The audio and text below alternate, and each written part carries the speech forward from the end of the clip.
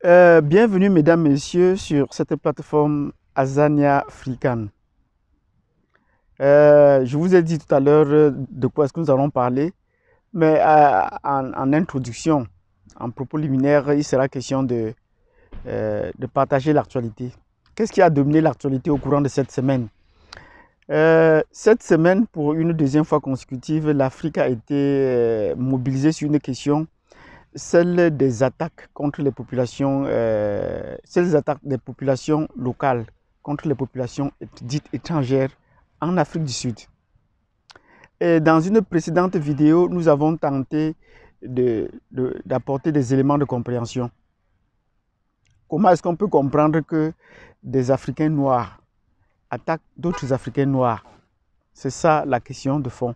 Comment est-ce qu'on peut comprendre cela sur le continent noir? Et vous savez, l'Afrique du Sud est le pays de Nelson Mandela jusqu'à preuve du contraire. Et il disait toujours, une fois au pouvoir, l'Afrique du Sud appartiendra à tous les Africains et à tous ceux qui veulent faire partie de l'Afrique. Et l'appeler la nation arc-en-ciel voulait bien traduire l'inclusion de toutes les communautés, sans exclusif. Bon, il se peut que après s'être libérés de la marginalité dans laquelle ils ont vécu pendant des siècles, une marginalité forcée, la population noire a des comportements, a des réactions un peu maladives à l'égard de leurs frères. Ils oublient que la lutte est terminée pour la libération. Maintenant, la libération politique. Maintenant, il n'est plus question pour eux de pouvoir avoir un niveau de croissance économique et sociale. Et c'est d'où le parti de Julius Malema vient en force. Et le nom de son parti, c'est EFF, c'est-à-dire Economic Freedom Fighters. Donc, ça c'est un parti économique, ça c'est pas un parti politique en tant que tel, même s'ils ont des visées politiques, mais leur programme s'appuie essentiellement sur les réformes économiques pour pouvoir améliorer le niveau de vie des populations et sur des réformes sociales, la justice sociale. Et son discours, il faut souvent le suivre à l'Assemblée nationale. Son discours, il ne va pas de main morte. Et il le dit à haute voix, même si vous voulez m'emprisonner, je dirai la vérité. C'est un parti en croissance. Et il faut comprendre maintenant à partir de là, pourquoi ce genre de parti peut être combattu en Afrique du Sud. Donc, l'ANC duquel il venait, et dont il s'en est départi, puis celui qui dirigeait la jeunesse, avait déjà des manquements dans sa direction. Et nous allons commencer par les premiers manquements. Et il était bien inscrit dans la constitution de l'ANC que s'ils arrivaient au pouvoir, ils allaient changer le nom de l'Afrique du Sud. L'Afrique du Sud allait s'appeler Azania, c'est-à-dire que Azani. Vous comprenez donc le nom de ma plateforme. Et c'est une plateforme des Africains, des Azaniens, de tous les Africains. Et j'ai dit Free-Can. Donc, l'Afrique libérée peut. Nous sommes là pour essayer de conscientiser les populations, mobiliser et se conscientiser les uns les autres, parce qu'il faut qu'on se comprenne bien. Nous sommes toujours enchaînés sur le plan psychologique, sur le plan mental. Et la libération de l'Afrique ne peut pas se faire seulement à travers les armes. Ce n'est pas seulement un combat, ce n'est pas un combat physique. Non, c'est d'abord un combat mental. C'est comme ça que les autres sont venus nous dominer. La domination, c'est d'abord fait sur le plan mental, sur le plan psychologique. Et si nous voulons nous libérer, il faudrait qu'on prenne conscience des entraves et des enchevêtrements psychologiques que nous avons. Parce que nous sommes un contenant, on a mis un contenu qui ne se reconnaît pas. On nous a mis un contenu qui ne se reconnaît pas. Les Noirs ont un rythme, une fréquence différente de celle des autres peuples. De par notre couleur de peau, nous avons une mélanine qui nous régule et dont les autres n'en ont pas. Donc, nous voulons par là dire ceci. Si nous voulons nous libérer, il faudrait qu'on essaie de se mobiliser pour essayer de comprendre pourquoi nous agissons ainsi. Pourquoi est-ce qu'on ne devrait plus agir comme ça, comme si on devait agir là? Nous devons bâtir nous notre propre conscience. Nous ne pouvons pas être des Africains et continuer à fonctionner sur le modèle dont les autres nous ont imposé. Et la conséquence, c'est ce que vous voyez en Afrique du Sud là. Parce que vous voyez des Noirs qui ne savent plus où aller. Et ils croient toujours à des discours mensongers. On vous a dit, déjà, je vous ai dit dans la précédente vidéo, les Noirs, les autres Noirs ne vous aident pas. Et avant l'apartheid, pendant l'apartheid, certains Noirs s'en prenaient à d'autres Noirs qui venaient là, en Afrique du Sud.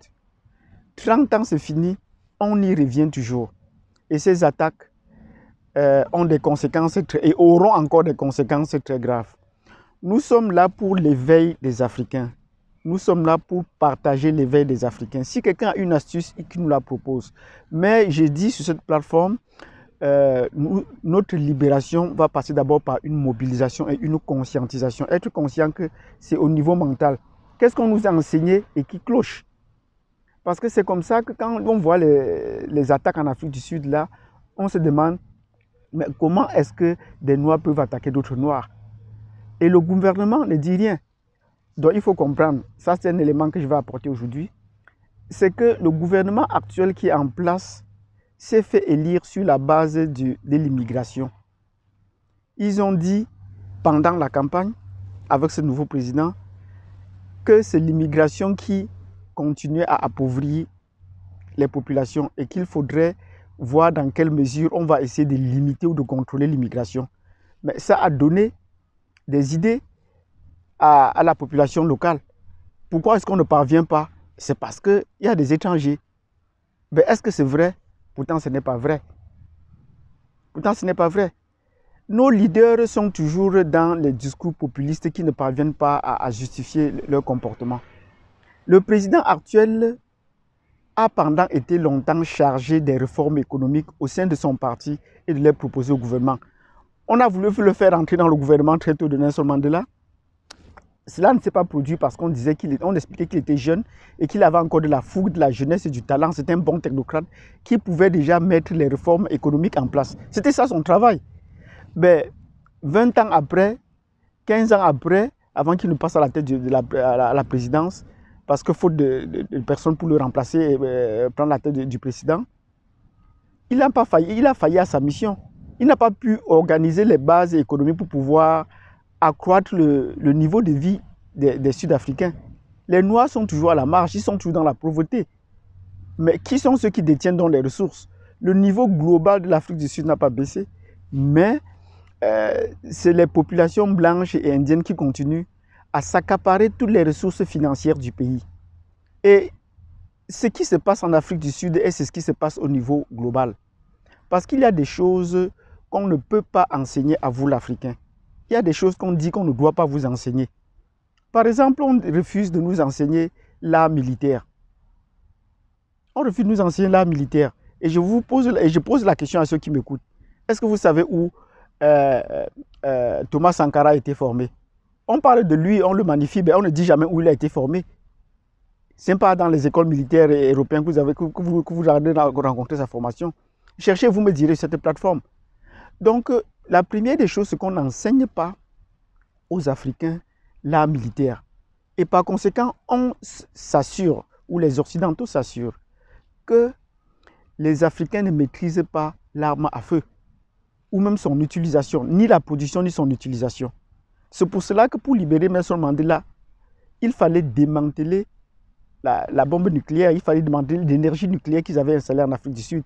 Et c'est la France qui l'avait installée, c'est la France qui l'en a démantelée, de peur que cela ne tombe aux mains des Noirs. Voilà, et jusqu'aujourd'hui, mais après avoir démantelé l'arme nucléaire en Afrique du Sud, ou tout le nucléaire, on s'assure que le pouvoir militaire aujourd'hui continue toujours à être contrôlé par la minorité blanche. Vous voyez la façon dont ils attaquent, c'est encore à l'étape primaire. On ne disait pas qu'il fallait qu'ils aient les armes pour attaquer les autres, mais ils ne sont pas organisés. Parce que s'ils utilisaient les armes, ils savaient qu'ils devaient avoir réplique. Ils ne pouvaient pas se comporter comme ça. Et ça, c'est la première des choses. Vous voyez nos grands leaders guerriers, tels que Shaka Zulu, tels que Toussaint Louverture. On les enseigne dans les académies militaires à l'Europe, mais on ne les enseigne pas dans nos propres académies militaires. Donc, si vous êtes intéressé par ce qu'on dit là, nous allons en parler dans la prochaine vidéo. Des autres choses qu'on ne voudrait pas qu'on enseigne aux Noirs. N'oubliez pas de vous abonner, de cliquer et de pouvoir partager. Donc ça, c'est la première des choses.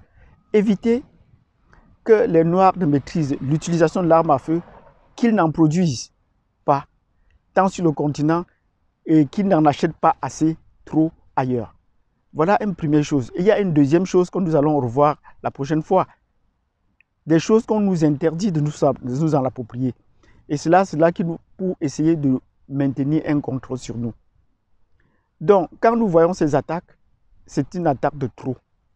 Et le Nigeria, qui est la première force économique, ce n'est pas l'Afrique du Sud, malheureusement, qui est la première force économique du continent. Voilà ce qu'on ne dit pas dans les médias. On dit que les gens y affluent parce que l'économie est la meilleure en Afrique. Ce n'est pas pourtant vrai. Mais la communauté qui paye le plus, c'est quelle communauté? C'est la communauté nigériane. C'est le Nigeria qui est la première force économique de l'Afrique. Mais ils ne sont pas dans les attaques xénophobes. Ils l'ont fait il y a plus de 20 ans. Mais ils n'y sont plus. Ils se sont mis au travail. Et ils sont ouverts à tous ceux qui sont prêts à investir chez eux. Mais est-ce que les business étrangers sont prêts à venir faire concurrence aux Nigérians? Ce n'est pas vrai. Ils ne sont pas à mesure. Parce que là, la concurrence, ça va vite. Le premier homme le plus riche en Afrique, l'homme noir le plus riche, c'est un Nigérian. Donc, voilà des éléments sur lesquels on ne veut pas nous dire la vérité. Et le Nigeria, cette fois-ci, après les attaques de 2005, 2008, 2015, vous voyez, c'est presque un cycle récurrent après tous les 3 ou 5 ans, comme je l'ai dit dans la précédente vidéo. Cette fois-ci, le Nigeria pensait qu'il fallait en découdre, qu'il fallait tirer les leçons et les conséquences d'une telle situation. C'est pour ça que le Nigeria et l'Afrique du Sud sont en situation actuellement de guerre. C'est une situation de guerre. Rompre les relations diplomatiques et perpétrer les attaques contre les différentes ambassades, ça c'est une situation effective de guerre. Et là, les populations doivent, les pays voisins doivent se mobiliser une fois de plus pour passer à la seconde phase. L'apartheid a pris fin, mais ses conséquences continuent sur le terrain. Le système continue à se perpétrer d'une façon un peu diffuse, plus sur le plan économique, ce n'est plus sur le plan politique, c'est sur le plan économique que les Noirs sont marginalisés. Et tel que les pays sont en train de réagir, ce n'est pas seulement l'Afrique du Sud, le Nigeria, je vous en prie. Dans les pays de la ligne de front contre l'apartheid, le Nigeria était parmi, même qu'ils sont très distants, parce qu'il y avait d'abord les pays qui étaient voisins, le Zimbabwe, la Zambie, le Botswana, la Namibie et tout cela, qui étaient des pays voisins à l'Afrique du Sud, qui étaient les pays de la ligne de front. Et parmi ces pays de la ligne de front, on avait la Tanzanie, qui est loin, mais aussi proche, mais plus loin encore, on avait le Nigeria, de par leur financement, de par leur hébergement. Et c'est eux qui étaient les pays de la ligne de front. Cette fois-ci, on a vu Madagascar refuser, déjà leur accès, c'est un pays francophone. On a vu la Zambie refuser. Ben, s'ils ne peuvent pas accepter des gens chez eux, qui ne partent pas aussi chez les autres, qui restent chez eux mener leur compétition et qui restent là. Nous pensons qu'il faut réagir. Nous sommes plutôt dans les discours du genre, où quand il y a quelque chose, on dit non, il ne faut pas jeter l'huile sur le feu, il ne faut pas réagir comme ça, comme ça. Il faut que les autres comprennent comment ça peut faire mal, d'aller chercher un bonheur et de trouver le malheur. Il faudrait que l'Afrique du Sud comprenne cela. Et en mettant cette pression sur les politiques, il faut qu'ils changent. Parce que quelle est la raison qu'on invoque? On invoque la raison selon laquelle, au fait, les manifestants invoquent la raison selon laquelle les populations nigérianes étaient des vendeurs de drogue. Ils vendaient les drogues entre eux. Parce que quand ils voient les Nigérians prospérer, ils pensent qu'ils ne peuvent procéder par la drogue. Ben, ils sont partis, certains se sont plaints au gouvernement, à la police. Mais est-ce que la police a réagi? La police n'a pas réagi. La police a laissé faire. Donc vous voyez que le gouvernement est en soutien à ces populations-là. Et même en tirant les bases de la criminalité, on tirait plus du côté des immigrants, moins du côté des assaillants. Donc voilà des situations qui poussent à réfléchir. Et le gouvernement ne va pas venir aujourd'hui avec des discours pour essayer de calmer la foule. Il faut qu'ils prennent des solutions, qu'on les arrête, qu'on fasse des couvre-feux, qu'on arrête tout le monde, qu'on les juge, qu'on les traduise, pour dissuader que ça ne se répète plus. Je vous ai dit, c'est une réaction qui est cyclique. Tous les 5 ans, il y en aura encore, si on ne prend pas des mesures fortes comme ça. Le Nigeria a déjà pris la première mesure, c'est bien, il faudrait que les autres pays continuent. Qu'on isole l'Afrique du Sud et qu'elle prenne résolument la décision de ne plus laisser sa population faire. De ne plus laisser sa population faire. Parce qu'il faut qu'on passe à une deuxième décolonisation ou à une deuxième bataille contre l'apartheid. C'est une apartheid économique et sociale. Donc, voilà le point de vue sur cette plateforme. Nous pensons qu'il faut qu'on passe à une deuxième phase. Tel qu'on s'est mobilisé pour la première phase du combat politique pour la fin de l'apartheid, l'apartheid n'est pas encore fini. Il faut qu'on la déracine sur le plan économique et sur le plan social. Il faudrait bien que les Indiens et les Blancs lâchent du lait sur le plan économique. Il faudrait bien qu'ils lâchent le plan économique. Il faut faire la pression sur le gouvernement pour qu'il aille dans ce sens-là. La réforme foncière, c'est une, mais également il faut procéder à une réforme économique. Il faut procéder à une réforme économique et cela c'est essentiel pour que la majorité des pays en profitent. Donc la justice sociale ne peut se faire que sur cette base-là. Les populations s'exaspèrent, mais elles ne connaissent pas leur propre histoire. Et leur propre histoire, le gouvernement ne veut pas leur enseigner. Sur ce, je vous dis, si la première thématique que nous avons abordée vous a intéressé, abonnez-vous, nous allons aborder la deuxième thématique. Et cette deuxième thématique sera sur ce qu'on enseigne, ce qu'on ne veut pas qu'on enseigne aux Noirs. Et c'est à nous à prendre l'initiative de pouvoir nous former nous-mêmes pour pouvoir nous libérer psychologiquement et comprendre vers où va le monde, vers où nous allons. Parce que notre libération est également la libération de toute l'humanité. N'oubliez pas que nous sommes la mère de l'humanité. Donc, chers frères et sœurs, abonnez-vous et essayez de partager cette vidéo. Nous allons essayer d'approfondir. Et si vous avez des questions sur la plateforme, n'hésitez pas à nous les poser. On répondra avec le maximum de précision possible. Et à plus tard.